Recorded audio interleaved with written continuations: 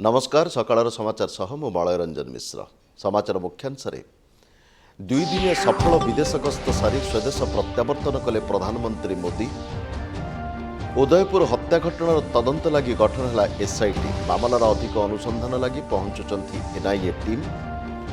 महाराष्ट्र राजनीति में बदलुची समीकरण। विधानसभा संख्यागरिष्ठता प्रमाण दाबी कर राज्यपाल को भेटिले फडणवीस।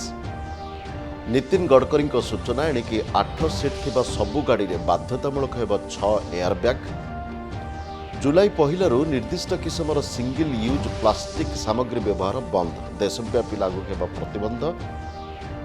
सरिला अणसर। आज नवजौवन बेश दर्शन देवे चतुर्धामूर्ति। पुरी में रथयात्रा प्रस्तुति शेष पर्यायर। एवं केन्द्रमंत्री विश्वेश्वर टुडू सूचना ओडिशा रे खोलिब 87 एकलव्य आदर्श आवासिक विद्यालय। 2023 सुधा सरिब निर्माण कार्य। एथर संपूर्ण समाचार। G7 बैठक शेष कर म्यूनिक्रु फेरिबा बाटरे प्रधानमंत्री नरेंद्र मोदी यूएई राष्ट्रपति एवं आबुधाबीर शासक शेख मोहम्मद बिन जायद अल नाहियान को साक्षात करिसेंती। गत मासरे परलोकगत पूर्वतन राष्ट्रपति शेख खलीफा बिन जायद अल नाहियान को व्यक्तिगत भाव संकुला वार्ता प्रदान करने लगी श्री मोदी गतकाली आबुधाबी अवतरण करथिले। सेठाकार नूतन राष्ट्रपति तांको व्यक्तिगत भाव स्वागत करने सह द्विपाक्षिक आलोचना होइतिला। एहापर पुणी थरे राष्ट्रपति जायद अल नाहियान विमानबंदर जाई श्री मोदी को विदाय संबर्धना देइथिले। सफल विदेश गस्त सारी गत राति प्रधानमंत्री नुआदिल्ली रे पहुंची।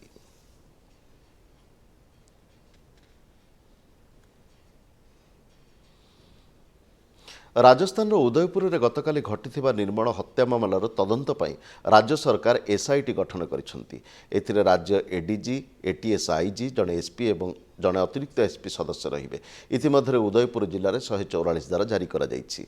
समग्र राज्य में इंटरनेट सेवा को बंद कर दिया जायछि। घटनार अधिक तदंत पई केंद्र स्वराष्ट्र मंत्रालय एनआईए एक टीम उदयपुर पठाइछि। घटना पछरे रहिथिबा षडयंत्रर रहस्य उन्मोचन करबा दिगरे एही टीम कार्य करिवो। हत्या पछरे कोनोसी आतंकवादी संगठनर हाथ रही कि नाही ताहा मध्ये एनआईए जांच करिवो। गतकाली अपराह्न रे उदयपुरर दर्जी कन्हैयालाल को 2 जण दुर्बृत्त निर्मम भावे हत्या करथिले। जीएसटी परिषदर 47तम बैठक चंडीगढ़ ठारे जारी रही। अर्थमंत्री निर्मला सीतारमण एही 2 दिनिया बैठक रे अध्यक्षता करुछंती। बैठक रे केंद्र जीएसटी दर एवं जीएसटी आईन रे विभिन्न संशोधन उपर विचार विमर्श करा जाउछि। बैठकर प्रथम दिन रे जीएसटी दर को तर्कसंगत करबाकु नै मंत्रीगोष्ठीर अंतरीण रिपोर्ट परिषद ग्रहण करिछि। जून 30 तारिख पर मध्य जीएसटी क्षतिपूरण को जारी रखिबा पई राज्य सरकार माने अनुरोध करथिबा बेले एनै बैठक रे एक सकारात्मक प्रतिक्रिया मिलिबो बोली आशा रखिछंती। अर्थ राष्ट्रमंत्री पंकज चौधरी, राजस्व सचिव तरुण बजाज, केंद्रीय परोक्ष कर एवं उत्पाद शुल्क बोर्डर अध्यक्ष विवेक जोहरी समेत विभिन्न राज्य और केन्द्रशासित प्रदेश अर्थमंत्री एवं वरिष्ठ अधिकारी माने जोग दैछंती। महाराष्ट्र में एक उल्लेखनीय राजनीतिक घटनाक्रम पूर्वतन मुख्यमंत्री देवेंद्र फडणवीस गत राति राज्यपाल भगत सिंह कोश्यारी को भेटी। राज्यपाल को लिखिथिबा एक पत्र में श्री फडणवीस कहिसेंती जे शिवसेनार 39 जन विधायक एवं राज्य बाहर अछंती एवं सेमाने महाविकास अघाड़ी मेंट सरकार समर्थन प्रत्याहार करथिबा नै घोषणा करिसेंती। फल उद्धव ठाकरे सरकार एवं संख्यालघु परिणत होइछंती। एहाको दृष्टि रखी विधानसभा अविश्वास प्रस्ताव अणाଯିबार आवश्यकता रहिछि बोली श्री फडणवीस कहिसेंती। तेणे आउ 4 जन स्वाधीन विधायक मध्य राज्यपाल को भेटी गृह रे अविश्वास प्रस्ताव आनिबा नै अनुरोध करिसेंती। ये बाहर है और वो लगातार ये कह रहे हैं कि हम कांग्रेस एनसीपी की सरकार में नहीं रहना चाहते और इसका सीधा मतलब है कि ये 39 एमएलए ये सरकार के साथ नहीं है या वे महाविकास आघाड़ी को समर्थन नहीं देना चाहते। और इसलिए हमने राज्यपाल जी को कहा है कि चूंकि सरकार अल्पमत में दिखाई पड़ती है इसलिए तुरंत सरकार को आप निर्देश दें, मुख्यमंत्री को निर्देश दें कि माननीय मुख्यमंत्री जी फ्लोर टेस्ट करें और अपना बहुमत सिद्ध करें। बेआईन अर्थ कारोबार मामला रे प्रवर्तन निर्देशालय ईडी पुणी थे शिवसेना नेता संजय राउत को हाजर होगापी नोटिस जारी करिछि। आसंता शुक्रवार दिन हाजर होगा नोटिस कहुଯାଇଛି। गतकाली श्री राउत ईडी निकट में हाजर हो पारि नथिले एवं एथिपाई से अधिक समय देवाक अनुरोध करथिले। कांग्रेस देश में सांप्रदायिक घृणा सृष्टि करने लगे उद्यम करुवा बीजेपी अभियोग करिछि। बीजेपी मुखपात्र गौरव भाटिया एक सांबादिक सम्मेलन में कांग्रेस उपर बर्षिछन्ति। से कहिछन्ति जे देशर सर्वोच्च न्यायालय निर्देश को मध्य कांग्रेस दल सम्मान प्रदर्शन करूना। गुजरात दंगा मामलें एसआईटी रिपोर्ट और सुप्रीमकोर्ट राय कांग्रेस मुखा खोली देछि। कांग्रेस और यार नेत्री तीस्ता सीतलवाड़ मिसी गुजरात तत्कालीन मुख्यमंत्री और वर्तमान प्रधानमंत्री विरोध में राजनीतिक षड्यंत्र करथिले। पीड़ितों को न्याय देवा ना कांग्रेस राजनीतिक मंदोद्देश्य को चरितार्थ करने को चेष्टा करुथिला बोली श्री भाटिया कहिछन्ति।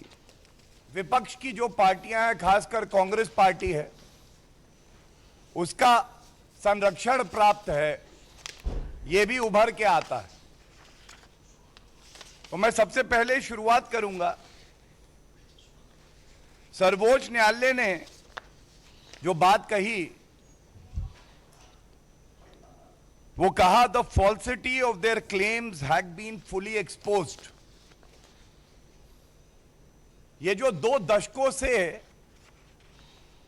कड़ाई को गर्म रखने का एक राजनीतिक षड्यंत्र और प्रयास विश्व के सबसे सम्मानित नेता श्री नरेंद्र मोदी जी के खिलाफ चलाया जा रहा था, इसका संज्ञान देश की सर्वोच्च अदालत ने लेकर ये टिप्पणी करी। 8 सीट विशिष्ट गाड़ी में 6टी एयरबैग लगाइबा बाध्यतामूलक हेब। खूब शीघ्र सरकार ए संक्रांत आवश्यक विज्ञप्ति जारी करेंगे। केंद्र सड़क परिवहन और राजपथ मंत्री नितिन गडकरी यही सूचना देइछन्ति।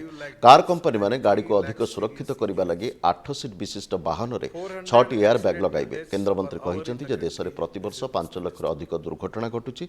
एथिरे प्राय 1.5 लाख लोकंकर प्राणहानि घटुछि। दुर्घटना जनित जीवनहानि को रोकिबा लागि सरकार अनेक गुडी नीतिगत पदक्षेप ग्रहण करुथुबा से सूचना देइछन्ति। to 40 years. This is really very painful for all of us.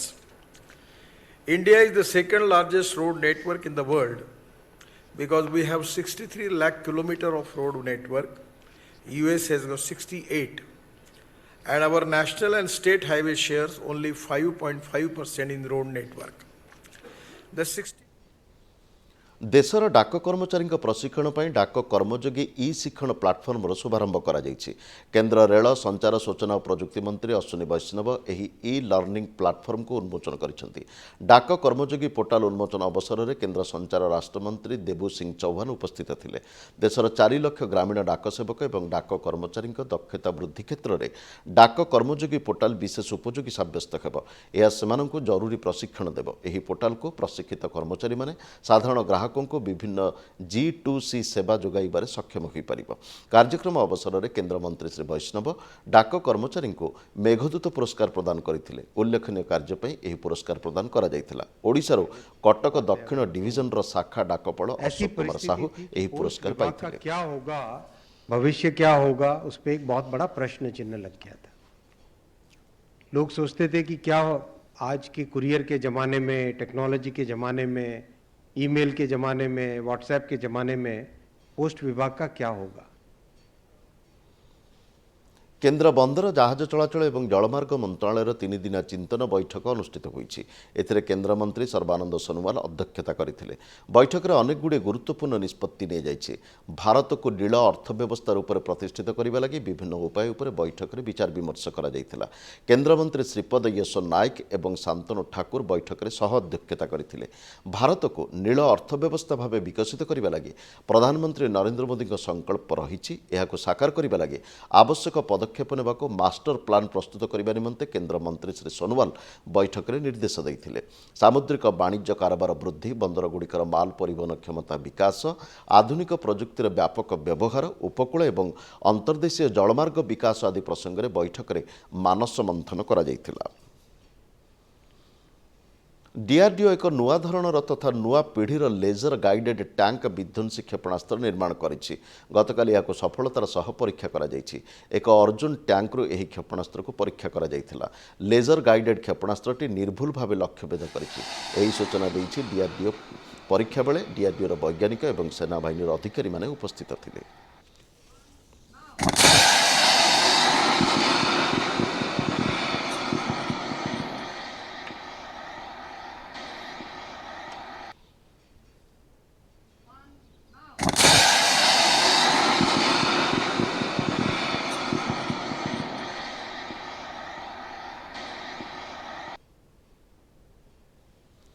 केतेक प्रकार सिंगल यूज प्लास्टिक व्यवहार उपरे जुलाई पहलू प्रतिबंधक लगिब ए प्रकार सामग्री आउ प्रस्तुत कराजिब नाही ए संपर्क में एक रिपोर्ट। देश को प्रदूषणकारी प्लास्टिक ठारू मुक्त करने लगी नरेंद्र मोदी सरकार एक गुरुत्वपूर्ण घोषणा करिसेंती। जुलाई पहिलारू एकक व्यवहार बा सिंगल यूज प्लास्टिक उपरे प्रतिबंधक लागू हेबो। भारत सरकारक परिवेश जंगल एवं जलवायु परिवर्तन मंत्रालय पक्षरु ए संक्रांत रे निर्देशनामा जारी होईछि।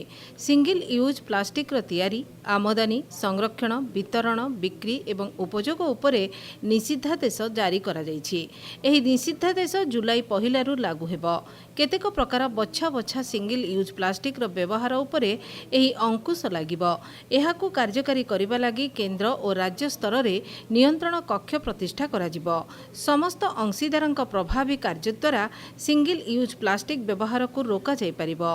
एथिरे जन भागीदारी रो गुरुत्वपूर्ण भूमिका रहिछि। 12 अगस्त 2021 रे प्लास्टिक वर्ज्यवस्तु परिचालना संशोधन नियमावली रो विज्ञप्ति प्रकाश पाइथिला। आजादी का अमृत महोत्सव अवसर में देश को अधिक प्रदूषण सृष्टिकारी प्लास्टिक वर्ज्य ठारू मुक्त करने लगी एही गुरुत्वपूर्ण निष्पत्ति निया जाइछि। प्रधानमंत्री श्री नरेंद्र मोदी एकक प्लास्टिक व्यवहार को बंद करने लगी 2019 अगस्त 15 स्वाधीनता दिवस अभिभाषण रे द्रुप्त आह्वान देइथिले। हम भारत को सिंगल यूज प्लास्टिक, क्या इससे देश को मुक्ति दिला सकते हैं? हम निकल पड़े, टोलियां बना करके निकल पड़े, स्कूल कॉलेज हम सब पूज्य बापू को याद करते हुए, और घर में प्लास्टिक हो, सिंगल यूज प्लास्टिक, या बाहर चौराहे पर पड़ा हो गंदी ना, सब इकट्ठा करें। नगर पालिकाएं, महानगर पालिकाएं, ग्राम पंचायत सब इसको जमा करने की व्यवस्था करें, और हम प्लास्टिक को विदाई देने की दिशा में हम इसको आगे बढ़ाएं। और फिर मैं स्टार्टअप वालों को, टेक्नीशियंस को, उद्यमियों को आग्रह करता हूं कि हम इन प्लास्टिक के रिसाइकल के लिए क्या करें। हाईवेज बनाने के लिए प्लास्टिक का उपयोग हो रहा है, ऐसी बहुत सी विधाएं हो सकती हैं, लेकिन जिसके कारण अनेक समस्याएं पैदा हो रही है, उससे मुक्ति के लिए हमने ही अभियान छेड़ना होगा। प्रधान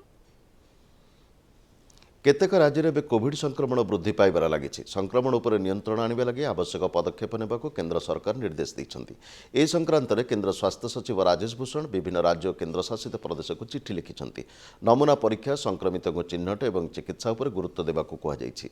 सेहीपरि टीकाकरण को अधिक त्वरान्वित करने सह कोविड अनुरूपी आचरण उपर गुरुत्व देबा को केंद्र सरकार परामर्श देइछन्ति। आगामी दिन में देश में विभिन्न धार्मिक समारोह आयोजन हेबाकु जाउछि। असुस्थ और संक्रमण आशंका थिबा लोक माने एभଳି समारोह ठारू दूरेई रहिबा लागि परामर्श दिया जाइछि। धार्मिक समारोह स्थान में प्रशासन और सामाजिक संगठन पक्षर स्वेच्छासेवी को मुतयन करने को केंद्र सरकार परामर्श देइछन्ति।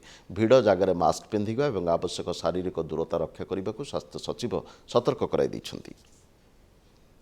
महाप्रभु श्री जगन्नाथ अणसर गतकाली शेष हो जाइछि। आज श्रीजीउ मैंने भक्त मान नवजौवन दर्शन देवे।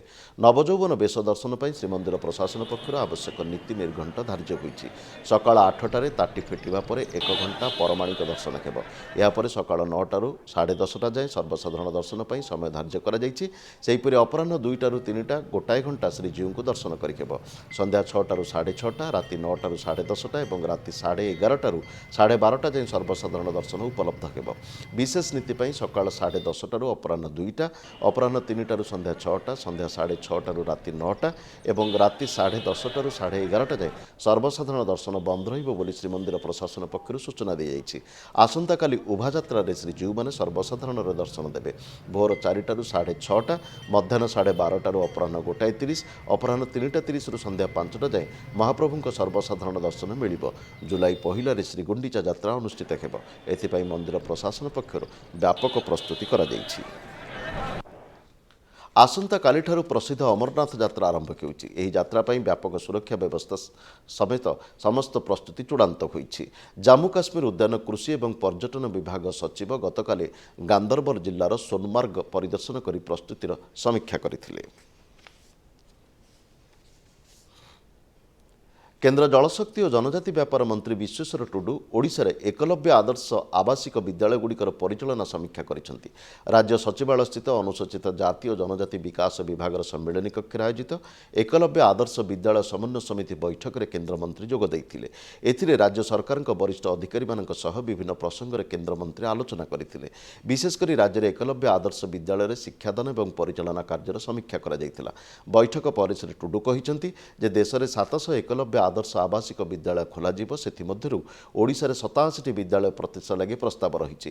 ଇତିମଧ୍ୟରେ ରାଜ୍ୟରେ 45ଟି एकलव्य आदर्श विद्यालयर आधारशिला रखाଯାଇଛି। 2023 सुधा ଏହିସବୁ ବିଦ୍ୟାଳୟର ନିର୍ମାଣ କାର୍ଯ୍ୟ ସାରିବା ଲାଗି ଲକ୍ଷ୍ୟ ରଖାଯାଇଛି। ବନ ବିଭାଗର ଅନୁମତି ମିଳି ନଥିବାରୁ କେତେକ ପ୍ରକଳ୍ପର ନିର୍ମାଣ କାର୍ଯ୍ୟ ବାଧାପ୍ରାପ୍ତ ହୋଇଛି। ଏହିସବୁ ସମସ୍ୟା ବିଷୟରେ ବୈଠକରେ ଆଲୋଚନା ହୋଇଥିଲା ବୋଲି ସେ କହିଛନ୍ତି।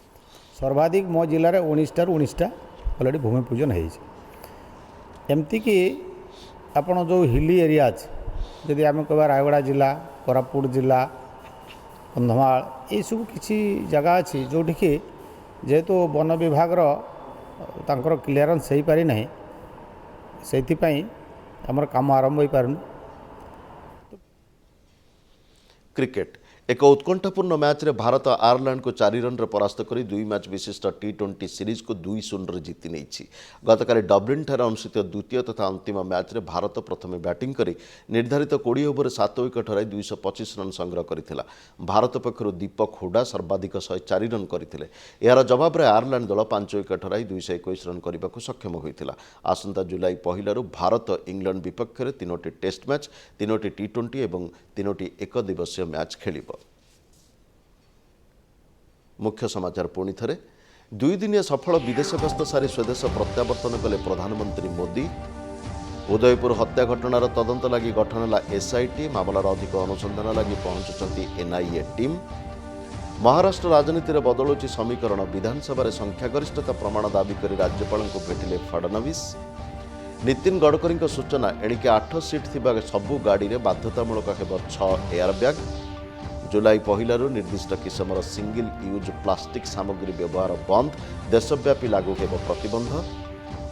सरिला अणसर आज नवजौवन बेश दर्शन देवे चतुर्धामूर्ति। पुरी में रथयात्रा प्रस्तुति शेष पर्यायर। एवं केन्द्रमंत्री विश्वेश्वर टुडू सूचना ओडिशा रे खोलिब 87टी एकलव्य आदर्श आवासिक विद्यालय। 2023 सुधा सरिब निर्माण कार्य। समाचार कक्ष बर्तन पे नमस्कार।